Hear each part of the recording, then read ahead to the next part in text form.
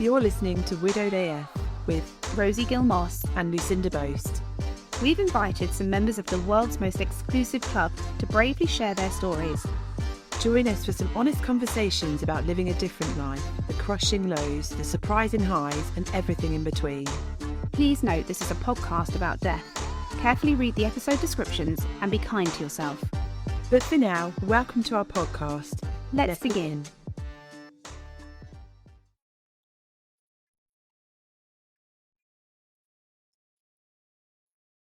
Hello there. Hi.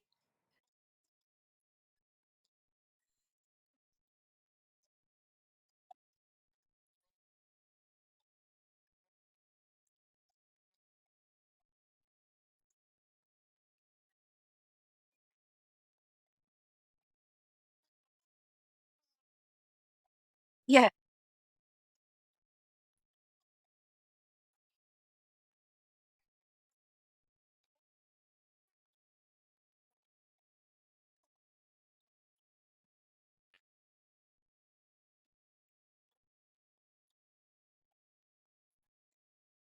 Okay. I met Fraser in 2006. At the end of 2006, I was living in London. He was living up north, up here in Redcar. So we were long distance for a little while. And then I moved up a bit further north to Knaresborough, and I was living in Knaresborough through the week and coming home to Fraser at weekends. We had an initial year of dating, and then after about a year, we decided to try for a baby. And Isabel came along very, very quickly and kind of took us by surprise, really. I moved up permanently, moved in with him, and we kind of just got on with our lives.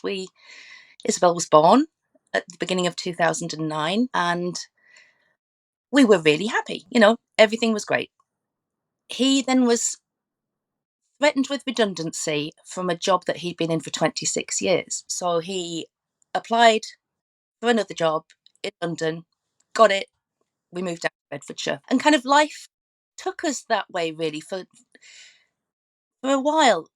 We lived in Bedfordshire, and then he got made redundant again after 4 years. So we then moved back up north, and then eventually we moved to Scotland in 2016. So we'd moved around quite a lot, and we'd had a lot of different priorities, but one of those priorities wasn't getting married. We were engaged. He had asked me. We intended to do it, but with all the stuff that was going on, we just never got round to it.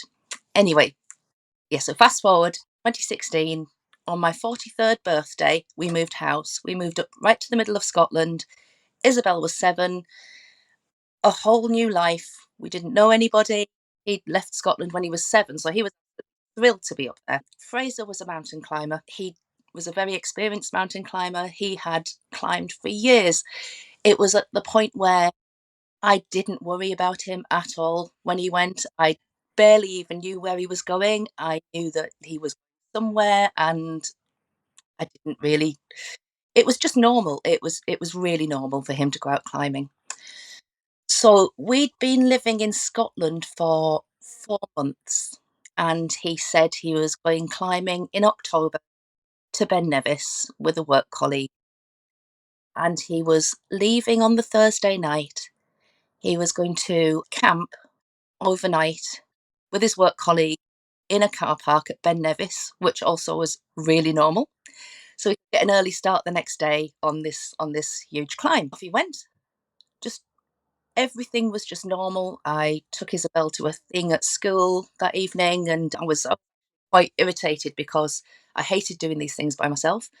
I wanted him to be there, but climbing, he'd have gone off climbing, and I didn't hear from him. And that again was kind of normal. I could see he'd been on Facebook in the morning, and the day went on. He'd said to me the night before, "I'll be home by tea time. Let's get a curry." So that's what I was waiting for. I was waiting for him to turn up, and we were just going to get a curry. And yeah, and he didn't. He just didn't turn up. And I think by 6 o'clock, I was quite hungry, and I wanted to know what he wanted so I could order it. And I phoned him, and his phone went straight to voicemail.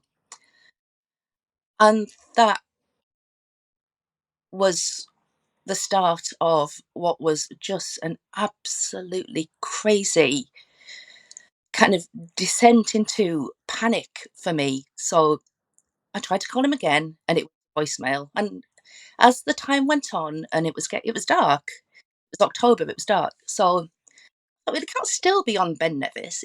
They must be coming down, and it's normal to have a phone signal kind of at the top of a mountain, but not necessarily at the bottom. So I thought, well, maybe they're just walking down. Maybe his phone's out of charge.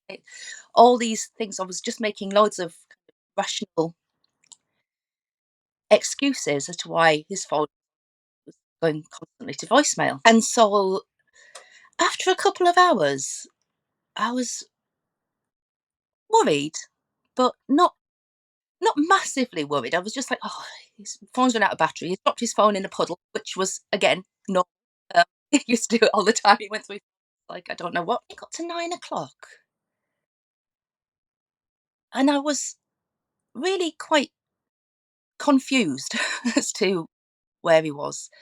And I was texting a friend saying, I'm really worried about him. Actually, he's not. He's been in touch at all, and it's 9 o'clock at night. He would be down from the mountain. He would be driving home. Got a phone charger in the car. I'm sure his work colleague must have a phone as well. So yeah, yeah,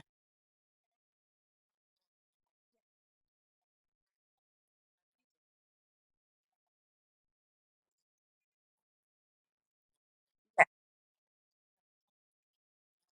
yeah. At about 10 o'clock, I texted the same friend and I said, "At what point do I call the police?"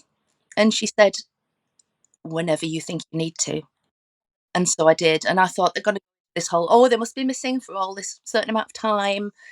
And I phoned them and they said, no, we don't do that. The nature of what we're doing, we would take it seriously straight away. So they said they were going to send somebody out, and they did. Somebody came out to me, and this was after 11 o'clock at night, and I was so confused. I think I'd phoned him about 50 times at that point, trying to get through to him, and I would just remember being really cold, really confused, and really, really scared. And I was also scared that Isabel was going to wake up because she was in bed by this point. Scared that Isabel was going to wake up and come downstairs and see the police in the house and not know what was going on. So they came to my house. One police officer came to my house, took all the details from me, and I was so embarrassed that I didn't know exactly where he'd gone. I said, he is somewhere on Ben Nevis. He slept in a car park somewhere on Ben Nevis. I don't know exactly where. I wish I could give you more details, but it was just so normal that that's the amount of detail that I knew. I looked around the house. I could hear him upstairs opening drawers, opening doors. He wanted to look in Isabel's bedroom. I said, "Well, she's asleep, but you can peep round," and he did. And he had a little yellow book, and he was writing everything in this little yellow book. And the one thing that I remember is when he turned up, as the night had started, I'd been trying to watch dramas. And then as the night went on, I couldn't concentrate on the dramas. I thought, I'll put some music on. I put on Sounds of the 80s on the telly with Sarah Cox. And when the police officer turned up, I paused it. And Sarah Cox's face was just frozen in in this expression for like. So then, yeah, as he left, he said to me, if we can find his car, we can find him. So I'll phone up to Fort William police and see if they can locate his car. And off he went. And I went to bed.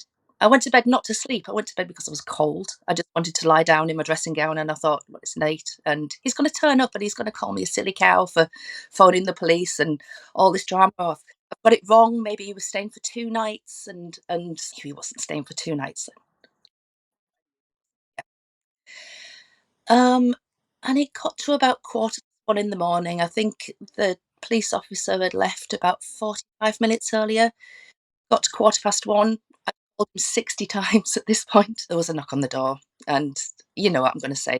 There was two of them, and I still did not think that anything bad had happened. I thought, oh, brilliant! They've come to tell me that they found his car. They know where he is, and they said, "Can we come in?" And I said, "Yeah, of course you can. Come on in." And in they came, and they said, we didn't get the chance to phone Fort William, Julie, because they phoned us. And I said, all right, okay. And they said, there's been an incident on Ben Nevis. And I said, oh, what's he done?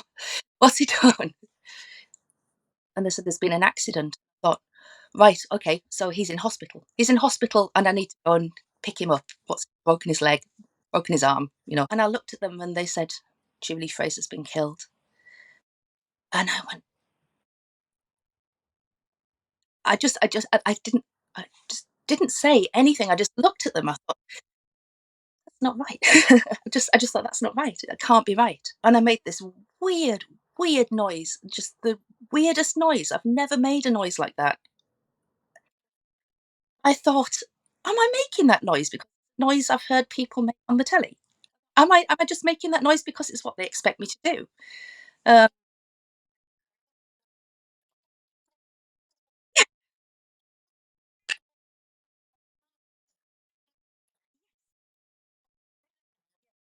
yeah,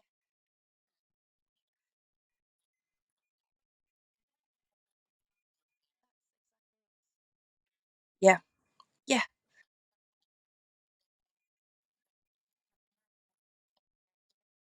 uh,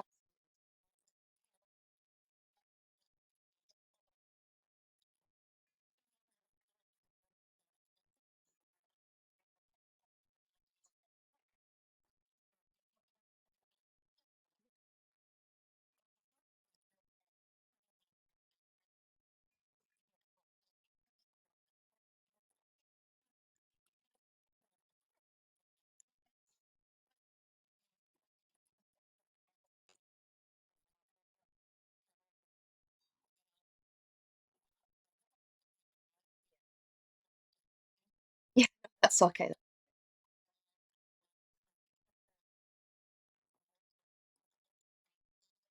Yes. So we'd only been in Scotland for 4 months, and we knew nobody. Knew the next door neighbours, and we knew Isabel's childminder, and that was it. They said to me, "Have you got somebody to come round?" And I said, "Not really, no. Everybody's in England. Everybody's like 200 miles away." And they said, "What about the neighbours?" I said, "We've only had them round for a barbecue once. They can't You can't do that to them. You can't do that to them." And they said, "It's not your choice. We're going to." So they went and knocked around on the next door neighbour's door, and my neighbour came round, and her face, I hadn't cried. I at that point was nowhere near tears. I was just numb.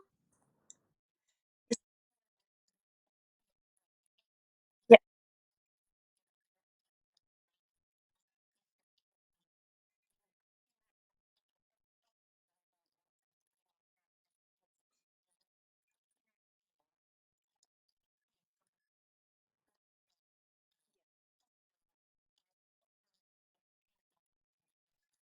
yeah,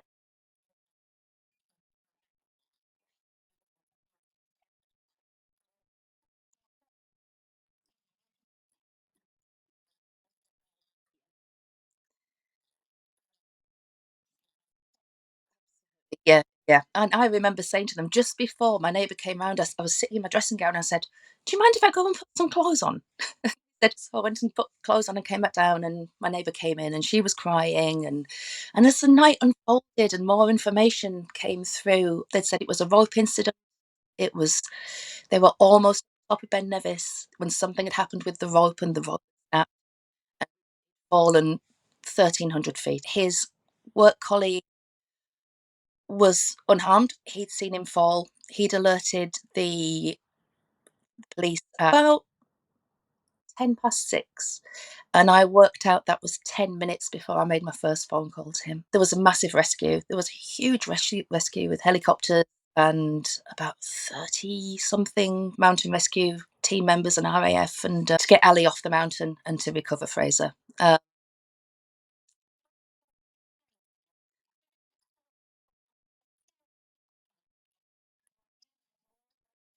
had no idea. Been going on for hours, still ongoing at the time.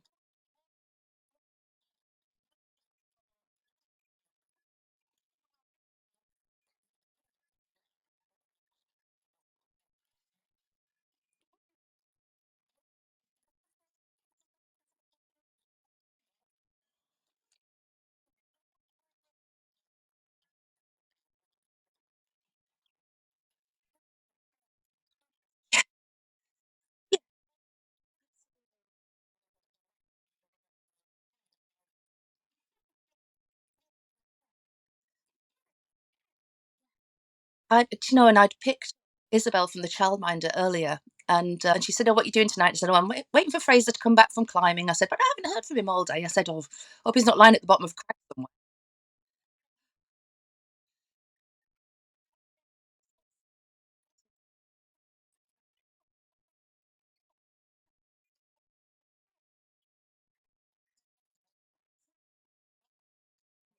Yeah, yeah. And so the night went on, and the police stayed, and they said, "We're going to stay until you get somebody to come up from England. We're going to stay." And so I phoned. Well, my friend, he couldn't come. I phoned my brother. His phone went straight to voicemail. He didn't have a landline. Phoned my other brother. His wife was still up, and she answered the phone, and I had to tell her, and that, yeah, they set off on the way up. And then I spoke to the police at Fort William. And the thing I'll never forget, the one thing that stood out from that conversation to me was, "We've taken his remains to Raigmore Hospital." And I said, "Remains?"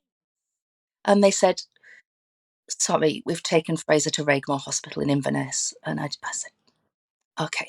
And that, for me, visual that I got at that point was, what kind of state is he in? And my mind filled in the things that I didn't.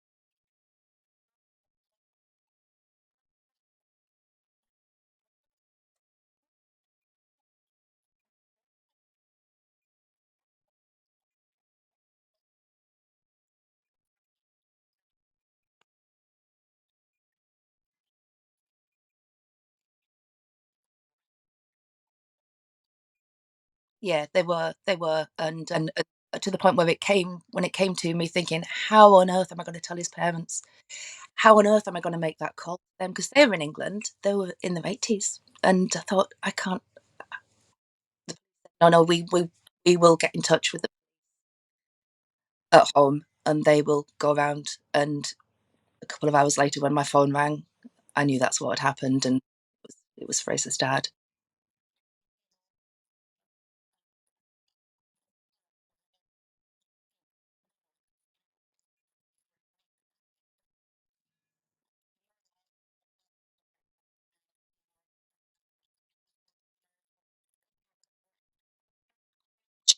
She was 7. She was 7.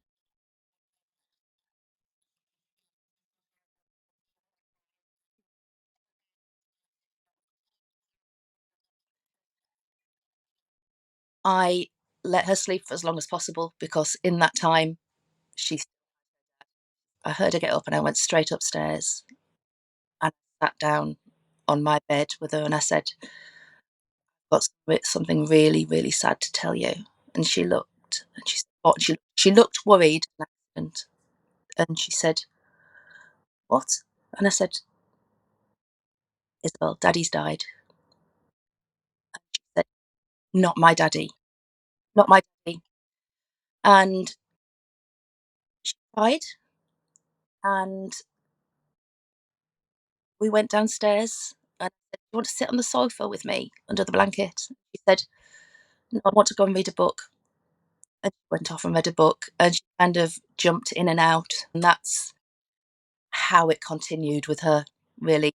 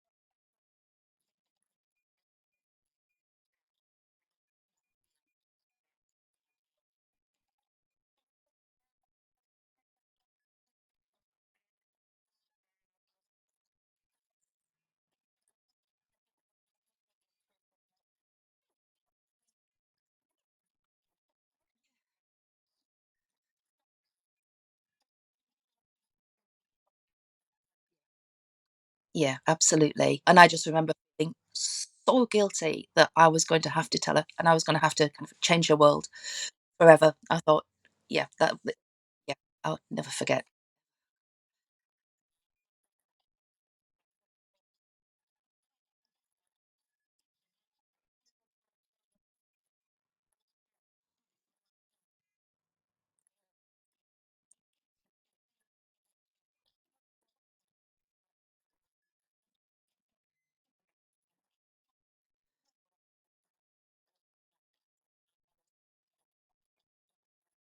The- Yeah, as I said before, he fell 1,300 feet and hit a lot of rock on the way. His colleague saw him, and he heard him scream, which I found out later. His colleague hadn't told me this, I think for reasons that he wanted to protect me from. But yeah, he hit a lot of rock on the way down. There was no way that he could have survived. They advised us not to go and see him, and he he broke just about everything you can break. It's a long way. That is a long way to fall. When they told me that his possessions, his rucksack, the contents of his rucksack had been recovered and they were spread over a 100-meter radius, I thought, what's that done to him? And with what the police had said about remains, I thought, did he break into me? No, was, hadn't. He was intact, but he was very, very broken.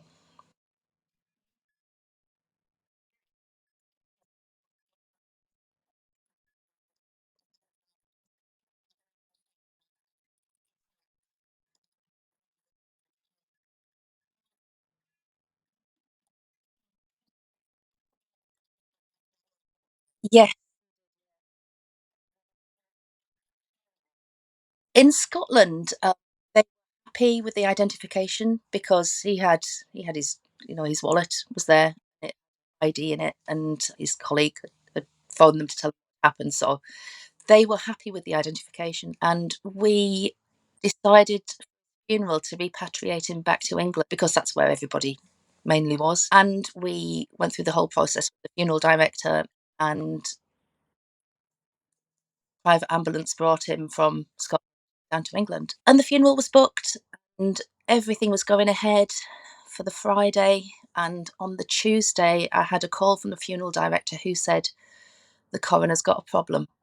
The coroner's not happy with the identification, and the coroner can't be certain in the private ambulance the person who got out in England, and they're taking him back into custody. I spoke to the coroner and they said, did he have any distinguishing marks? Did he have a tattoo? I said, no, he didn't have a tattoo. They said, well, anything else? I said, can you not identify him by dental records? He had a crown on his front tooth. No, we can't identify him by his dental records. That's not viable. It's going to have to go for DNA testing. It's going to have to be a DNA, and that process takes a minimum of 3.5 weeks. We've got the funeral booked for Friday. People are coming from all over for the funeral. Can't we do something? No. So we had to go through the whole funeral without him there.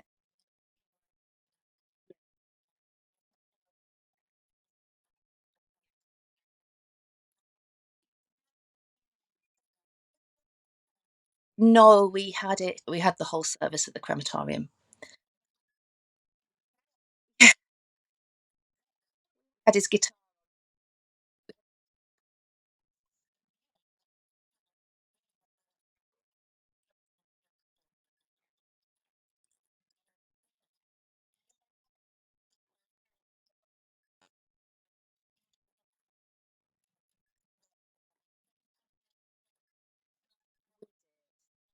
Yeah, well, we just had close friends and family members at that one because we'd done it. We'd done the whole doing readings. We'd done the whole have the guitar.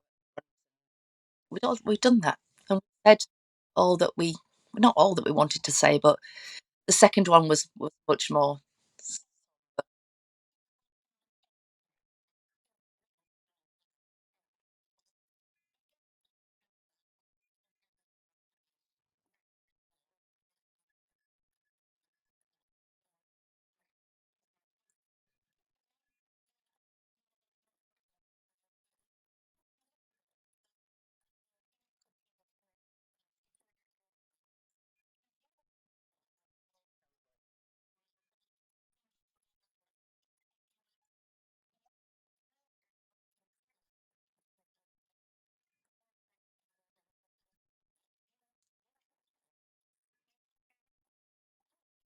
No,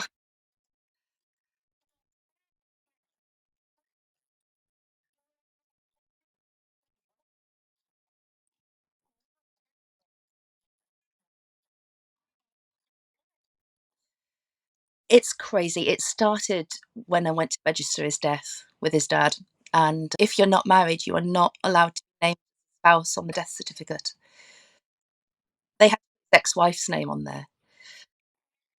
They had been divorced for, I think, about 18 years at that point. They asked for her name and her address. We had no idea. Well, knew her name, but had no idea what her address was. And to sit there when you're registering a death and having to put your partner's ex-wife's name on the death certificate is just absolutely astounding. I was allowed,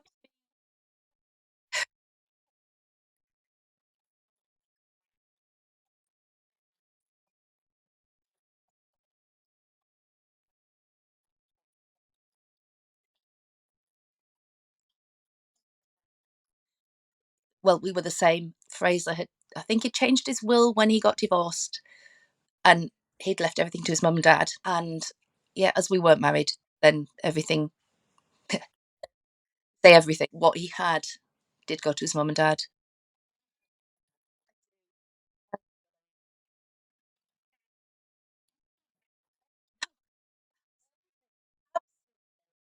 Yeah, the house wasn't automatically mine. You know, living living in the house and it wasn't automatically mine. Nothing was automatically mine and is. It's mad. And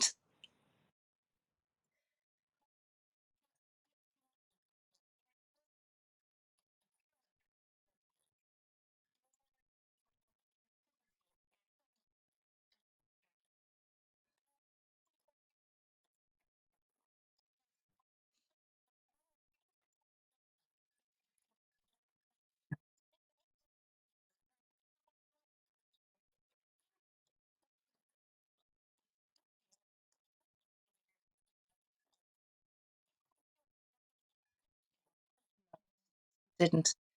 He'd worked for 26 years and paid into his pension for all that time.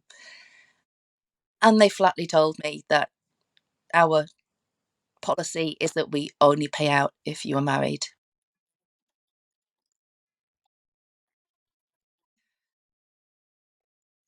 It's another level of grief, I suppose, in that you begin to believe that your relationship with that person wasn't valid, that you weren't a family, that you couldn't be yourself. I had to go to one of his other pension companies. I had to take evidence into the centre of Glasgow, I think a week or two before Christmas.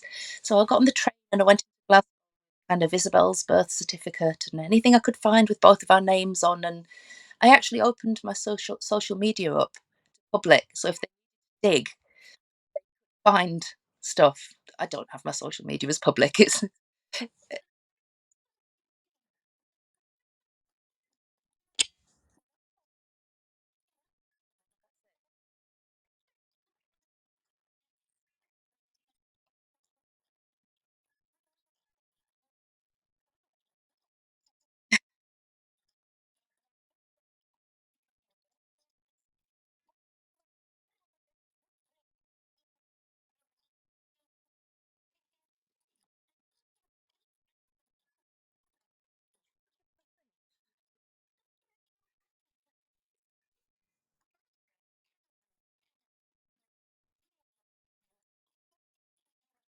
absolute. And it was the same when I phoned up to apply for bereavement benefits. I wasn't very hopeful. I kind of knew that they weren't extended to cohabiting spouses.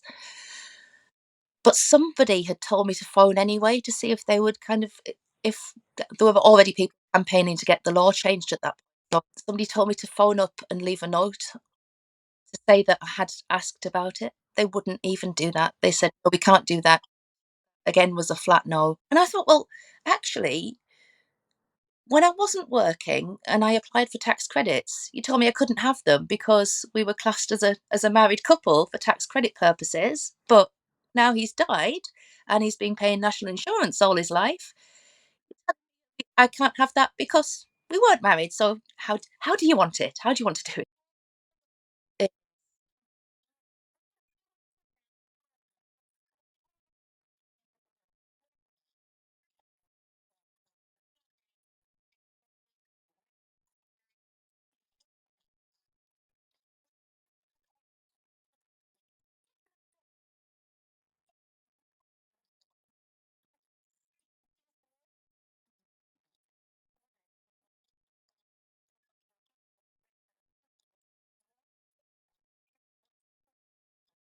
Yeah, absolutely. I mean, I followed Fraser for his career, really. So I'd been in part-time jobs, low paid jobs in London and Bedford quite a long time. When I was in Bedfordshire, I did that job because I could take Isabel with me, but that meant I was paid less. And my kind of career was on hold, really, because he was the main breadwinner. He was earning the money. He was bringing the money in, and I followed him. And I gave up jobs to move to Bedfordshire, and then I gave up jobs to move to Scotland. And so my financial position wasn't great. Uh,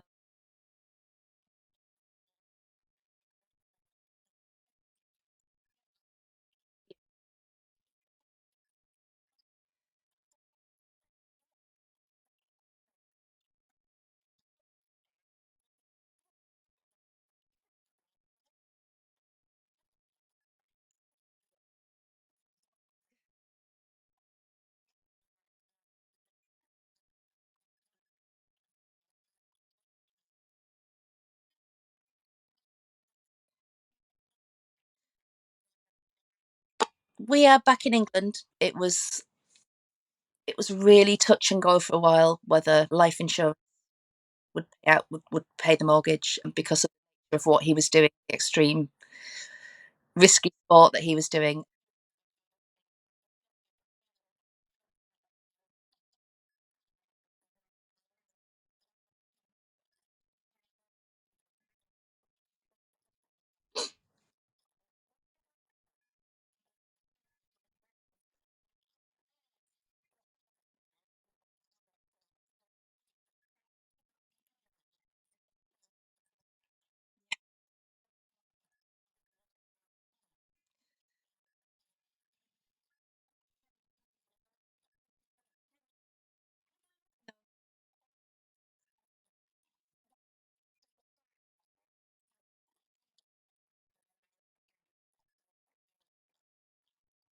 Yeah. There was that he if it would only be valid if he didn't climb above certain points. Or I was kind of sitting there trying to, I think it was 50 meters, and I thought, well, at no point was he 50 meters above the ground, because if you count the mountain as the ground, it falls down to that. They did pay the mortgage, and it did really really help. Be- yeah, because the house was in his name solely because of my terrible credit rating after working 12 years, and the house had gone to his mum and dad. I wasn't allowed to be involved in the selling of the house in Scotland. Everything had to go through them. No, no, because they were having to speak to the solicitor. Come to me. I'd try to speak to the solicitor. They would say, "We can't talk to you." And it's again, it's that whole, who actually are we? Are we valid? Are we valid as a family? Poor Is missed out on so much because we weren't married, and that's the bit, really, in that we had no support from the bereavement benefit system for her.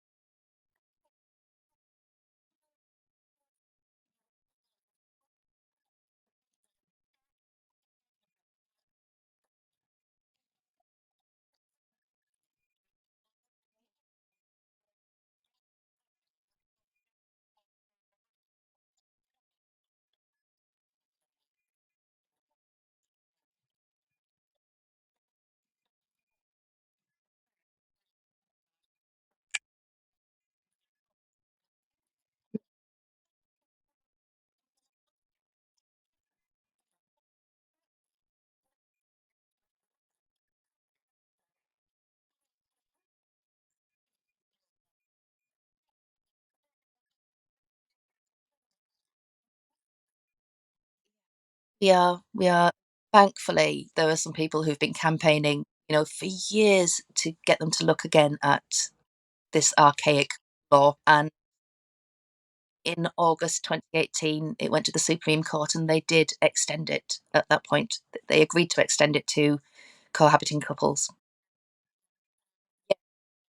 Yeah.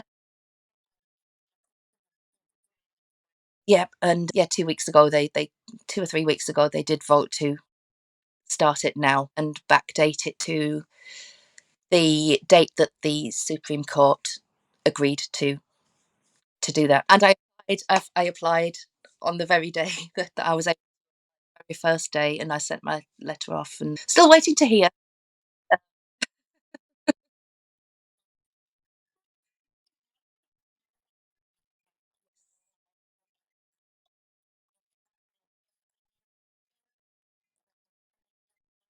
Yes, I do. I have a partner. We've been together since just, I think we went on our first date 2 days after the Tenerife holiday. So, yeah, I was messaging him all the way through the Tenerife holiday, and yeah, and then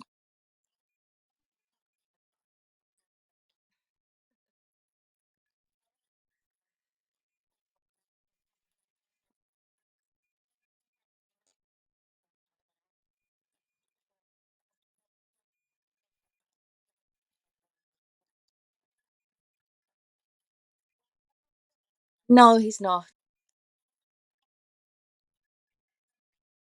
I worry sometimes that I've brought him into something that's difficult, and it must be really, really difficult when I still have pictures of Fraser around the house and we talk about him. He's been fantastic about it. He does encourage Isabel to talk about it. He's encouraged Isabel was learning to play the guitar because her dad played the guitar. She played it for a little bit after he died, but then she stopped and she's recently picked up a guitar again and she's asked John to help her to tune to play it. So yeah, and he's happy to. I think he was really flattered that she's done.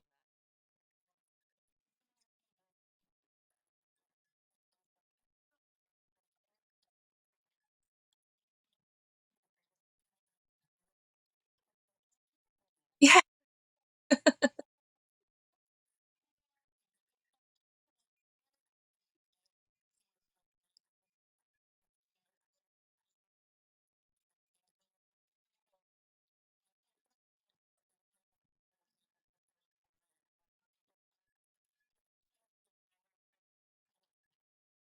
thank you, thank you for letting me tell my story.